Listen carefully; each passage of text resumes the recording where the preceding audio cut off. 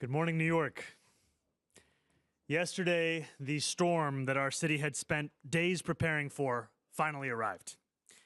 Snow fell across the 5 boroughs, temperatures dropped, winds gusted. The forecasts were largely accurate. Nearly a foot of snow accumulated in parts of our city. And yet today, our city is up and running, thanks to the plans we put in place and the countless city workers who delivered on them. The strength of our response is a testament to all of those who put in long shifts clearing snow from our parks, keeping our public transit running, and responding to emergencies. Over 5,000 sanitation workers traversed our 6,000 miles of roadway multiple times, using 2,500 pieces of equipment to plow snow, pour brine, and dispense tens of millions of pounds of salt. Every street in the city was plowed. Nearly 19 tons of anti-icing solution were applied to the East River bridges by our DOT crews. The City Tow Truck Task Force, which helped our 53 motorists yesterday and today, didn't just help keep roads clear across the 5 boroughs. They freed trapped motorists, escorted plows, and ensured ambulances could get to those in need. These are our fellow New Yorkers who do immense work that is often unseen and unrecognized. They keep our city running no matter the challenge before them. They deserve immense credit and immense gratitude, to which they would respond, I'm sure, that they were only doing their jobs. New York was prepared, and New York weathered the storm.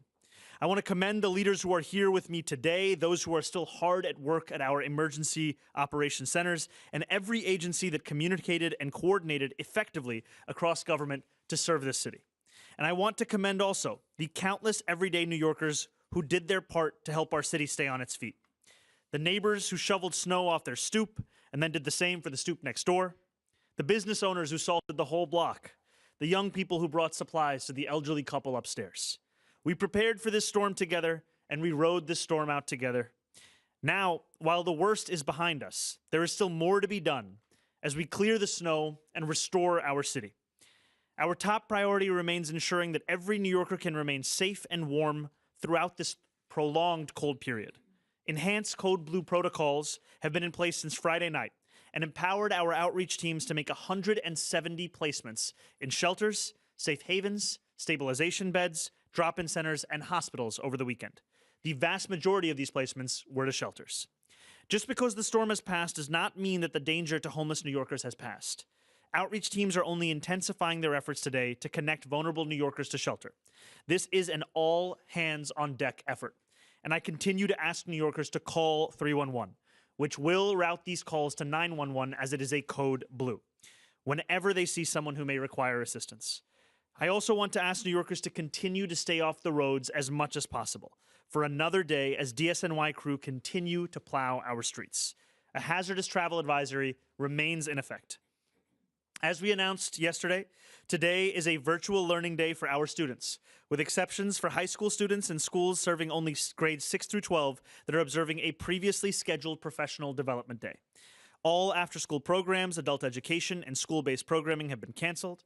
As of 9:15 a.m. this morning, we have over 400,000 parents, student, and staff logons.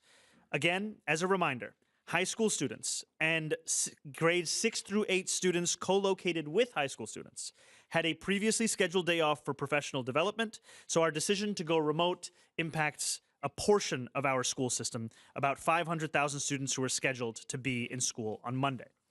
I did visit a classroom this morning remotely alongside the chancellor and reiterated my offer to students that they could pelt me in the face with a snowball. They were very excited about that and asked for a time and place. I said, you can find me anywhere in New York City. There remain some interruptions to service. Alternate side parking is suspended today and will also be suspended tomorrow. Payment at parking meters will remain in effect. The Staten Island Ferry is continuing to run on a modified schedule every 20 minutes. And I want to also ask New Yorkers to be patient with garbage collection as DSNY prioritizes snow removal in the immediate short term. But our city is steadily coming back online. Lyft's suspension of city bike service has been lifted. The New York City Ferry is running once again and operating at 90% capacity. Buses and subways are also running normally, though I would encourage New Yorkers to budget some extra time on their commutes. Our goal is for all services to be fully restored by tomorrow, with all streets cleared, students back at school in person, and our city back to normal, albeit with a lot of snow piled up. I am grateful to all the New Yorkers who heeded our guidance to stay inside and to practice caution, and to every person who contributed to the citywide effort that allowed us to endure this storm successfully. Please continue to monitor the cold temperatures that we are expecting over this coming week and to look out for one another. As always, New York, stay warm, stay prepared, stay safe. Thank you very much. Now our Chancellor, Kumar Samuels. Hello, good morning. So this morning, I not only logged on with the mayor to a class where we read The Snowy Day, I also logged on with my own daughter before I left home. And so I was pleased to announce that both times we were able to log on, like most of the rest of the city, to our classrooms. Things have gone very well this morning. It was a smooth start to the day. Students were able to log into their virtual classroom quickly and get right into their school day. Schools and families who've been having any issues can call 718-935-5100. I've known that number forever, even as a principal. And so we also have 8,000 staff who are, on the ground spreading salt, deploying plows and shoveling to make sure that tomorrow we will be ready for school. And I tell all those people, thank you so much for your work. Thank you so much for your support. We have also opened 10 high schools across the city as warming shelters for families, for people looking for shelter. And we have school safety agents deployed in all of those situations. New Yorkers, your schools are a part of the city's ecosystem. We remain connected today, and we will continue to remain connected, and our schools will be ready for opening when the weather permits. Thank you very much.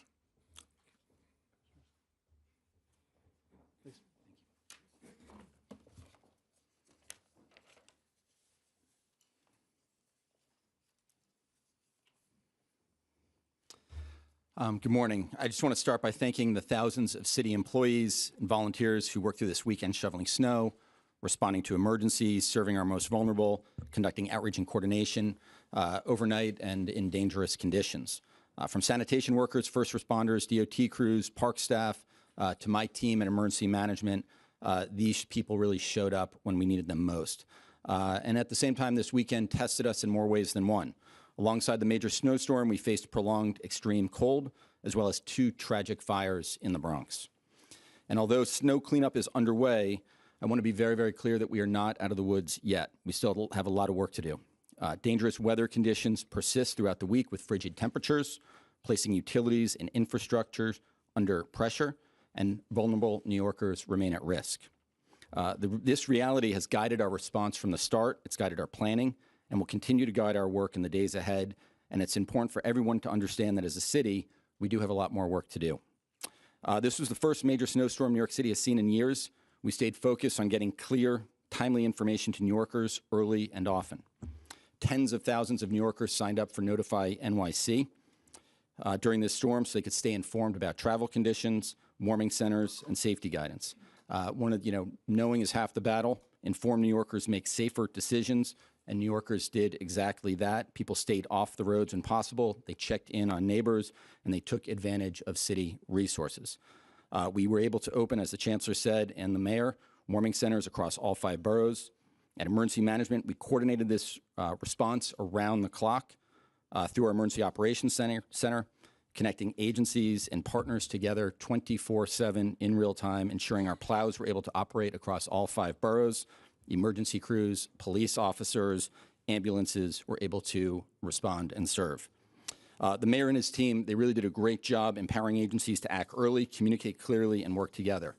The support we received from City Hall throughout these emergencies allowed our agencies to coordinate quickly, act early, and respond efficiently.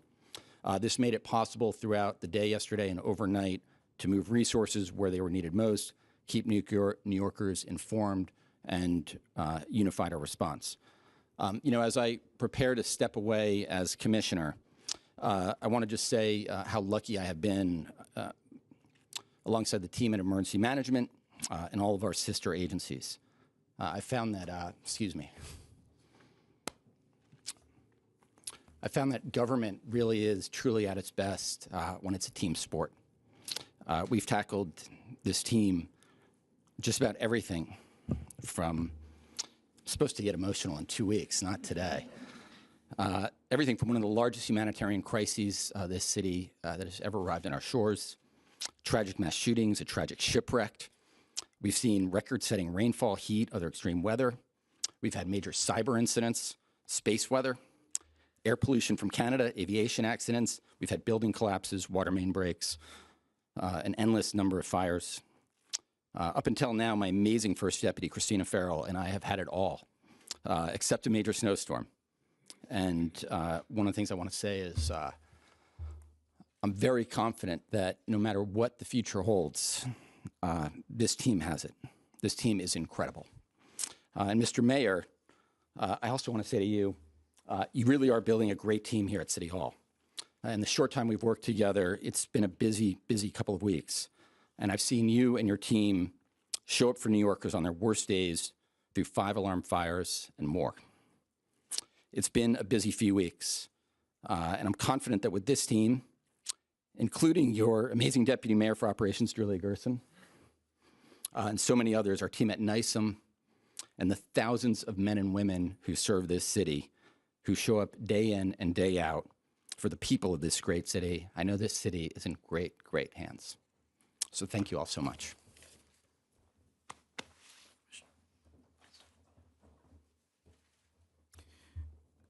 Good morning. Yesterday, 5,000 sanitation workers showed up to drive plows and spread salt on highways, roads, and bike lanes. While everyone else was warm inside or having fun in the snow with loved ones, they were working around the clock to help keep New Yorkers safe. And they're still here. We remain on a full force 24/7 operation for several days to come as part of a full cleanup following the storm. It was the largest and most intense winter storm to hit New York City in about 5 years, and I want to remind New Yorkers about what to expect from a robust DSNY operation following the storm. Last night and today, we plowed every single street multiple times, running routes consistently and repeatedly based on conditions on the ground. Because of that work today, the streets are passable for emergency vehicles and people who must drive to get to work. The same is true for bike lanes, which are so critical for New Yorkers in the delivery field. But this is an ongoing process. Those huge mounds of snow can't stay at the corners. They need to be hauled away. And as New Yorkers address their sidewalks or dig out their cars, bike lanes and roadways will still need additional passes from DSNY. We are not slowing down. We have hundreds of emergency snow shovelers working today with an emphasis on making sure areas around schools are ready for tomorrow. We have hired extra equipment for snow hauling and ridge breaking, and given the deep and ongoing cold, we will soon activate snow melting operations, setting up large machines that can each melt up to 120 tons per hour. In short, we will continue to address all conditions throughout the week. Property owners, please remember to shovel and salt your sidewalks so that pedestrians can get where they need to get to safely. The city is open, and it will get more and more open in the hours ahead, thanks to the work of this department and this administration at large. Thank you.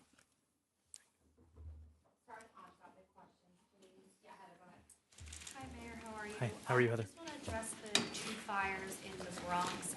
Both of them had, unfortunately, deaths related to them. Speaker Menon, as well as Councilmember Pierina Sanchez, said that they were concerned about the lack of clarity and coordination when they got to the scene, particularly with information being communicated to residents, whether it was safe to go back into their homes.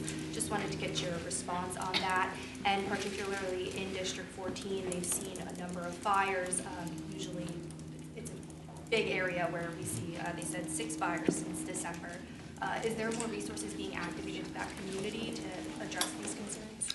So this fire, frankly, the 2 fires that we saw over the weekend and this fire that you're asking about specifically, it was a tragedy.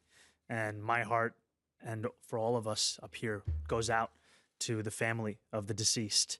The FDNY was at the scene of that fire about 5 minutes after the call was placed. The fire was under control within about 80 minutes. And right now, the FDNY is conducting a full investigation, as they do. The preliminary cause that's been shared with us at this point is that of electrical wiring. And our city agencies were on the scene alongside FDNY, including DOB and HPD, to serve residents. And I spoke to Councilmember Sanchez directly yesterday evening, and we remained in close coordination to ensure that every single affected resident was given transportation to a hotel. And what I will say just broadly is, and Commissioner Iskell spoke about this in his own remarks, but a number of the times where we've seen each other have been at 5-alarm fires. We have seen each other at a number of the worst moments for New Yorkers. And on Saturday, I was at the first fire that occurred in the Bronx over the weekend. And when I met with the woman in whose home that fire began, and she leaned in for a hug, and I embraced her, I could still smell the ash on her clothing. And this fire, it consumes people's lives. People lost, in some cases, New Yorkers lost their life. In far more cases, New Yorkers lost their pets, they lost their belongings, they lost the things that really give them a sense of self.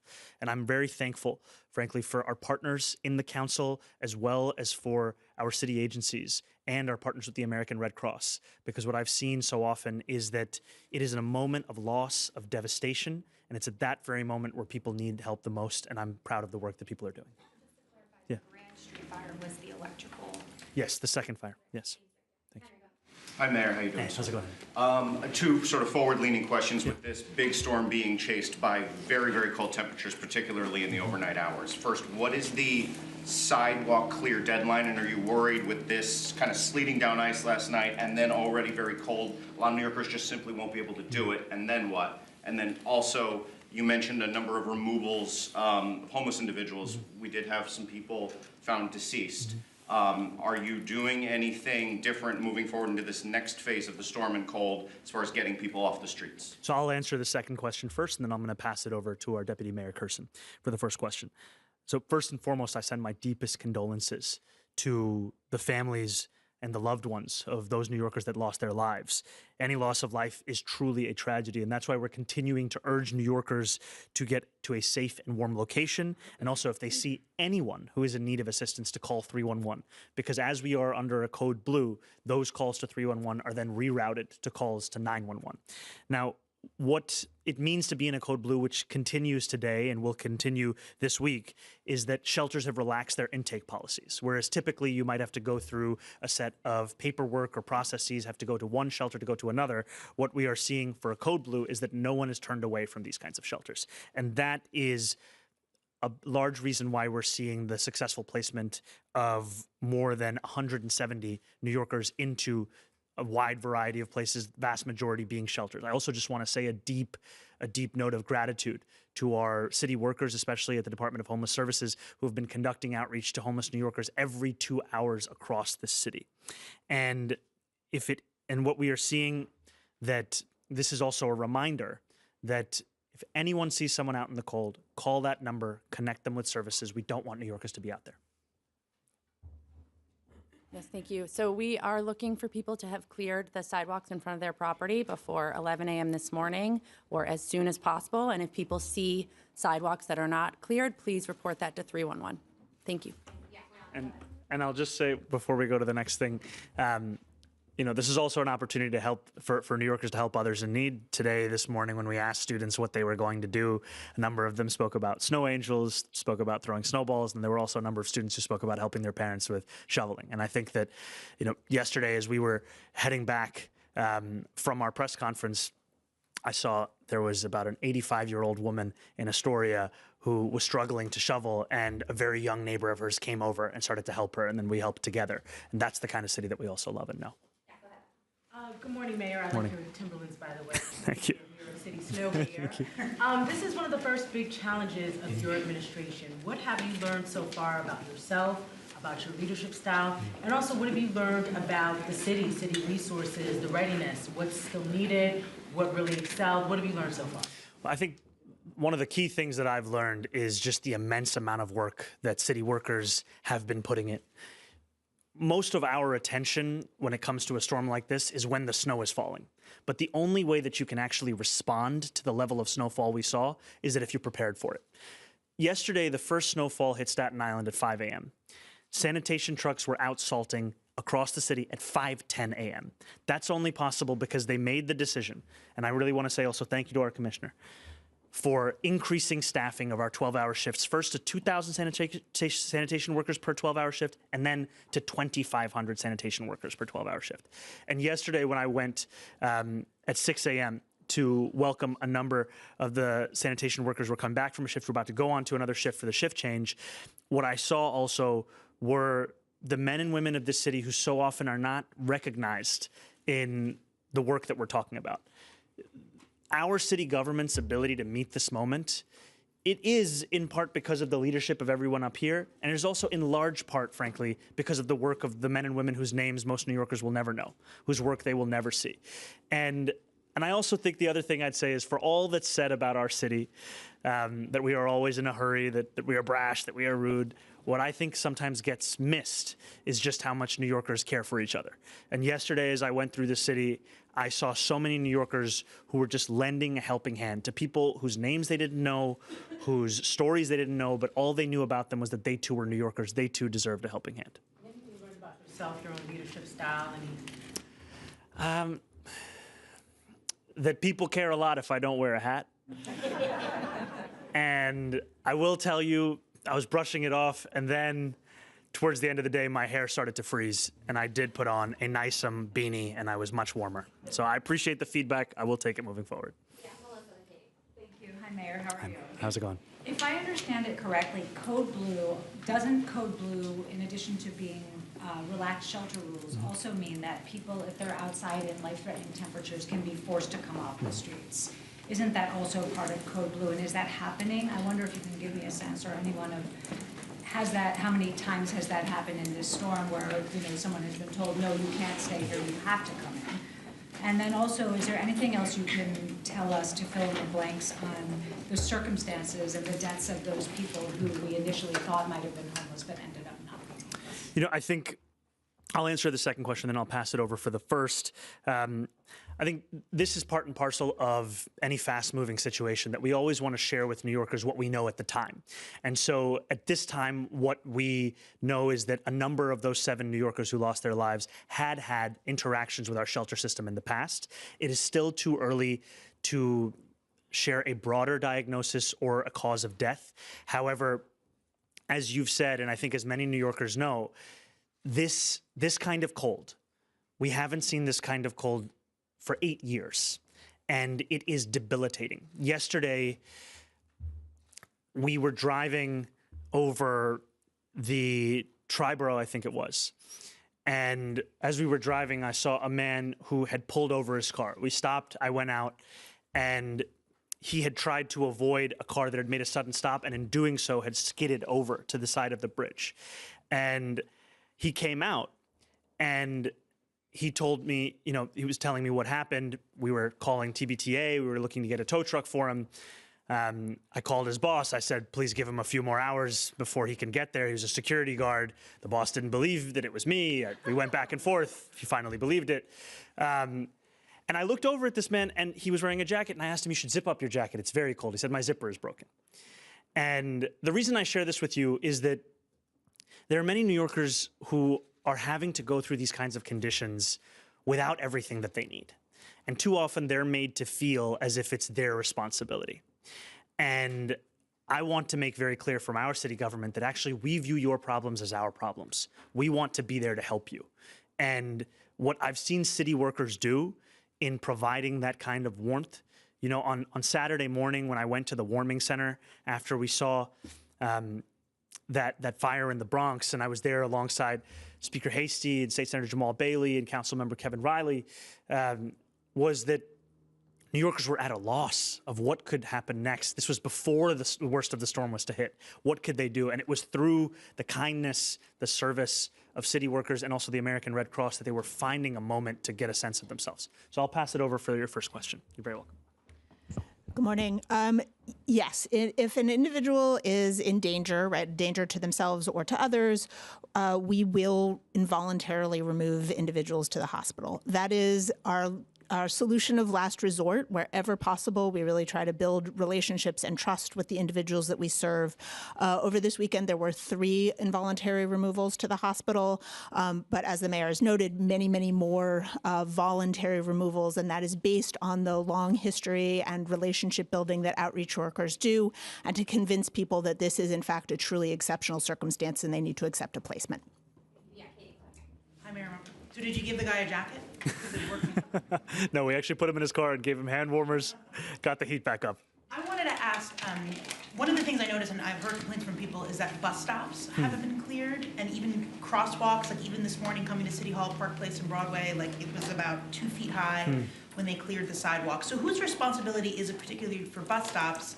I saw yesterday tons of, elderly getting on buses, and it was difficult for people to climb over the snow pile. So I don't know if that's the property owners who have the bus stops in front, or whose responsibility is that, and if the city will step in to get some of these cleared. Yeah. I'll have our deputy mayor speak. Yeah, sorry. Yeah, it is the Department of Transportation's responsibility to clear bus stops, and we have activated extra resources from our contractor and our DOT staff to be working on that.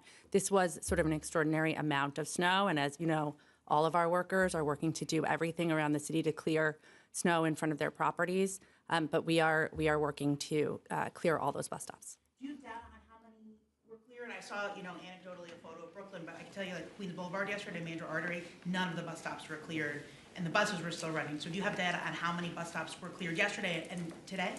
Not immediately, but people should report those when they see them so that we can respond. Back to the question about the people, the homeless people who are on the streets. And I know that getting 170 people into shelter is momentous and hard to do, but there are sometimes 3,000 or 4,000 people on the street at any given time. I'm wondering, when you do this outreach, where are you going? Are you going to the encampments? Are you going to the subways? Are you going to the other places where people seek warmth to try to convince them to come out of the cold? And is there,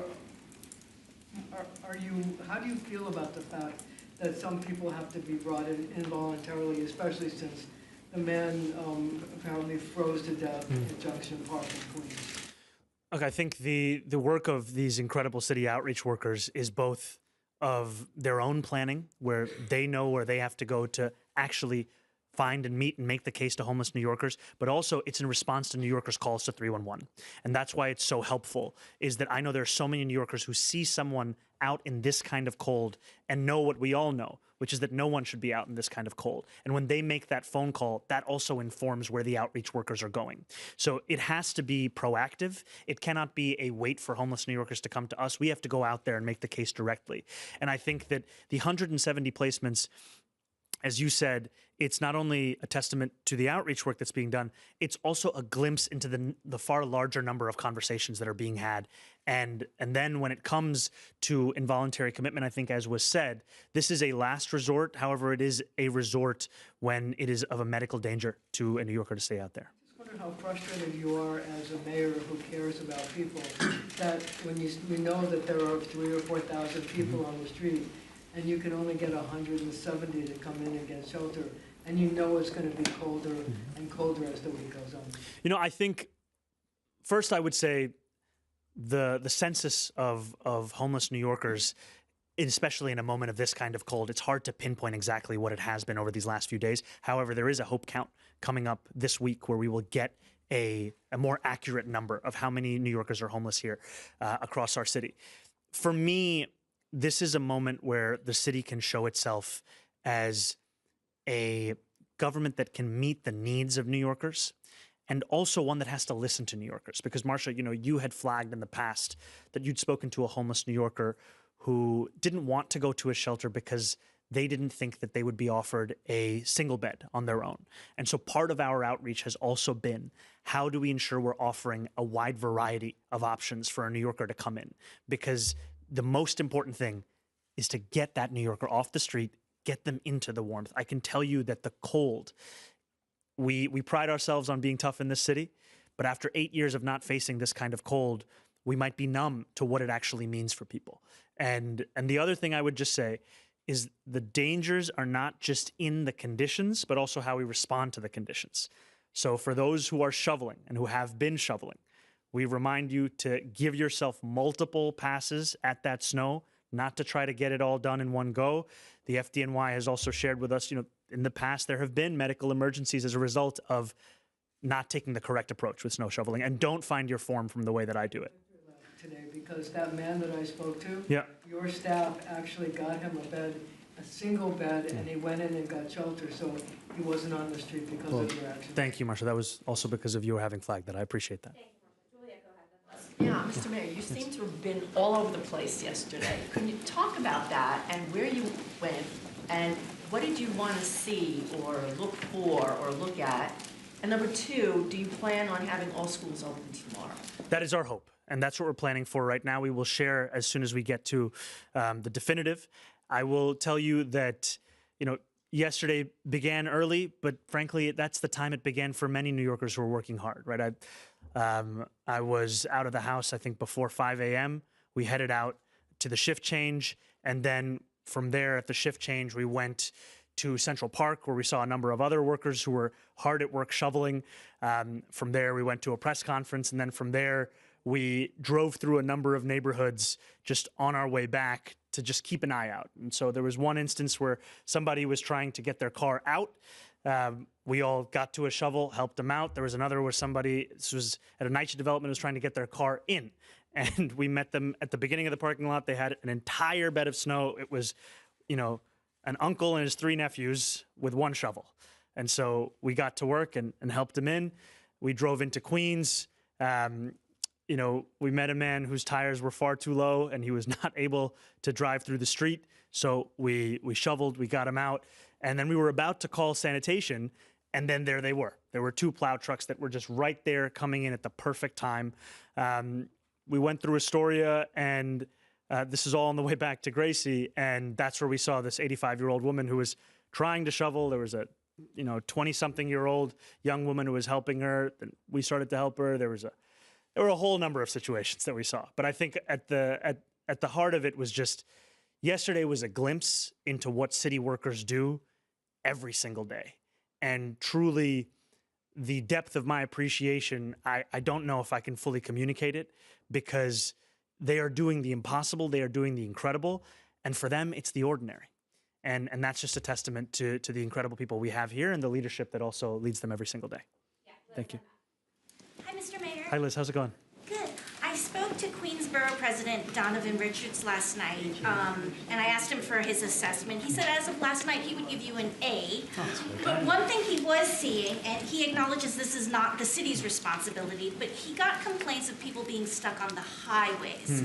And I was wondering if that was something that the city noticed too. And his question was, could there have been better coordination between the city and state on clearing those highways and getting people moving? Because he said his own mother got stuck on the highway. Yeah. I'll just pass it over. As Commissioner Iscol mentioned, in our Emergency Operations Center, we had dozens of agencies represented, including state agencies, and actually the tow truck task force was coordinating tow trucks across the city, including on highways that are maybe state-owned. And so we were responding in real time to everything that was happening, city, state, even some federal-level coordination. Questions for Molly. Can she elaborate on the 3 folks who were forcibly removed, like the circumstances of it? And second, have the Adams-era shelter rules relating to migrants been relaxed? And if they have, when must migrants leave the shelters? Yeah, thank you. I'm not going to get into the details of the 3 specific cases. I want to protect people's medical privacy. An individual who is not appropriately dressed, who is wet, who is unable to acknowledge that there are the real dangers. That is the kind of instance, particularly in this weather, where we'll take somebody to the hospital. And I do want to stress, these are decisions that are made by clinicians, and the next step is to take somebody to a hospital where a doctor can assess them fully and determine what the next step is there, right? So this isn't, it's not incarceration, and it's not involuntarily removing people to shelter. It really is about a medical decision making. we'll take the people to the emergency department, and the doctors there will make the appropriate decision. With respect to the asylum seekers, there is only one designated asylum seeker site left in the city. That's the Bruckner site that's operated by the Housing Recovery Office. There are no discharges happening at this time. When must they leave, or do you not know yet? The long-term plan for the Bruckner site is still under development, but there are no time limits on their shelter stays. Every migrant who needs shelter can get shelter. Anybody in the city of New York who needs shelter can get shelter. Thank you. Hello, good morning, Mr. Mayor. I just want to get some clarity. I know you're not pinpointing the cause of death, but at this time, is New York City attributing the 7 deaths to the storm? That's one question, if we could get just some real clarity on that. And then the second question, I wonder if you're ready to give, I think this was part of the question that was previously being asked, if you give yourself and the city's response a grade for how you've done so far, and what was kind of your, you've talked about this, but what was your strategy going in? I know you looked at the kind of the failures of the past, but there was a lot more that went on in terms of the response and your particular role and presence during this time around. So what grade you give yourself and the rest of the response and the people behind you? I will leave it to New Yorkers to give me a grade. I will, however, say that I am incredibly impressed and appreciative of the work of the city workers, both their leadership here and all of them who are out there across New York City. I think that for so many New Yorkers, for all of the conversation about politics, really what they want to know is, can you meet their basic needs? And I think what city workers showed yesterday is that we can. And it's only possible if you take time in advance to prepare for something like this. And so when I look at these commissioners, when I look at the heads of these agencies and departments, what I also see are not what they did, frankly, on Sunday or even on Saturday, but frankly, what they were doing on Thursday and Wednesday, the calls that they were having, the plan that they were having, procuring additional salt for the city just in case. We had to be ready for every eventuality. We were talking about a wide spectrum of possibility of snowfall, and I wanted to make sure that if anything, we were over-prepared and we were over-communicating to New Yorkers, because what we did not want to have happen was that a New Yorker would go about their day on Sunday without knowing that this would be the coldest weather they'd seen in 8 years, without knowing that this would be the largest snowfall we'd seen in years. We wanted every New Yorker to know that. And I'm also appreciative of those that are working behind the scenes. I've had a few, opportunities to meet them, but even the incredible men and women who run Notify NYC.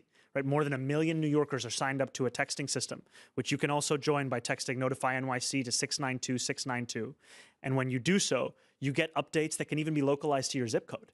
And that helps New Yorkers stay abreast. And I'd also just frankly say thank you to the press corps, because oftentimes the questions that you're asking are amplifying the concerns of everyday New Yorkers. And so that helps it bring it to the attention of city government. We want our government to be a responsive one. We want it to be an excellent one and an efficient one. And I'll just pass on the question about your first question. I think that the difficulty we have, frankly, is that it is still too early to attribute the cause of death, and therefore it's too early to tie it to the storm specifically. But as soon as we have those autopsy results, which we anticipate at some time soon, we will be able to answer both that question and the earlier questions.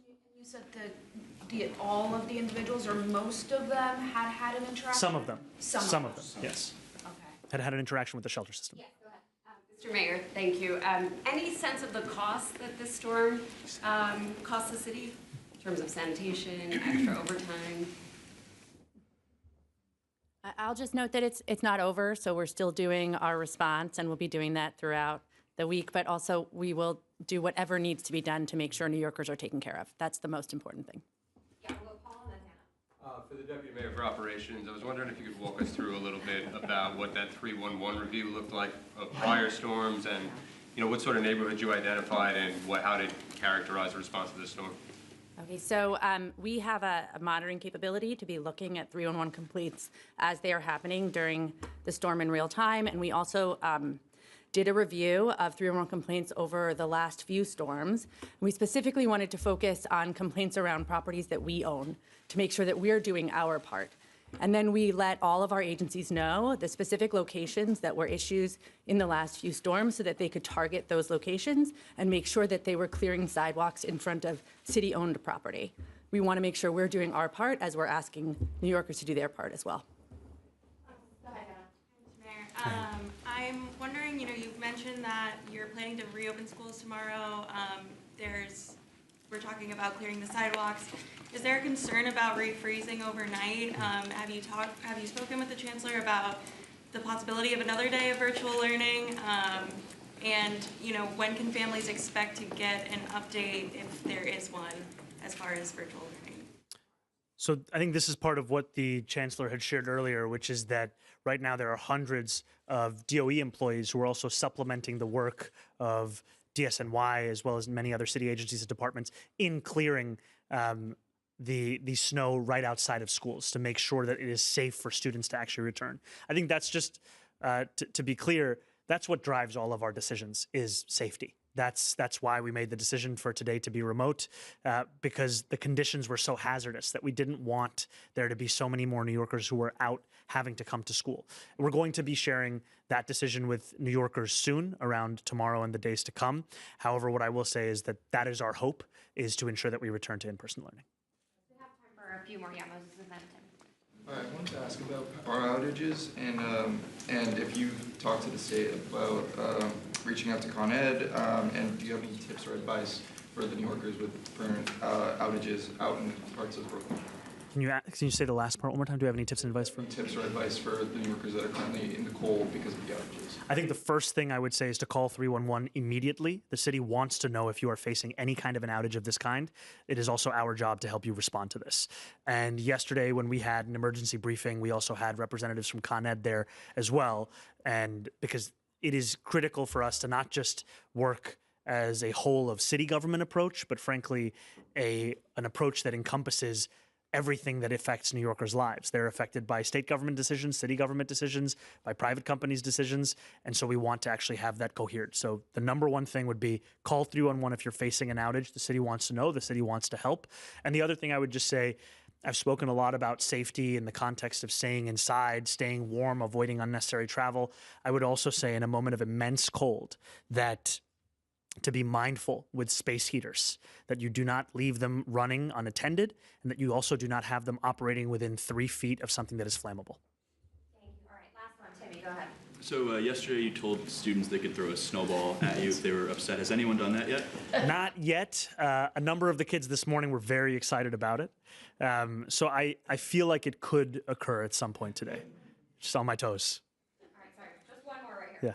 Yeah. I just had one off topic. Oh, hey, Sally, how's it going? Good, how are you? Doing well. Last week, we reported that your law department is suing to stop the production of this TV show Behind the Badge, as well as Kaz Daughtry is going to Homeland Security. So I just had two questions. One, are you in touch with Mr. Daughtry at all in his new position or soon to be new position? And two, have you seen the footage of this show, and do you have any reaction to how much access these camera crews got to crime scenes? So I am not personally in touch with Mr. Daughtry, and I have not seen the footage myself of this show. I can tell you, however, that we're continuing a pre-existing law department policy on their action that they're taking. Okay. Thank you all so much.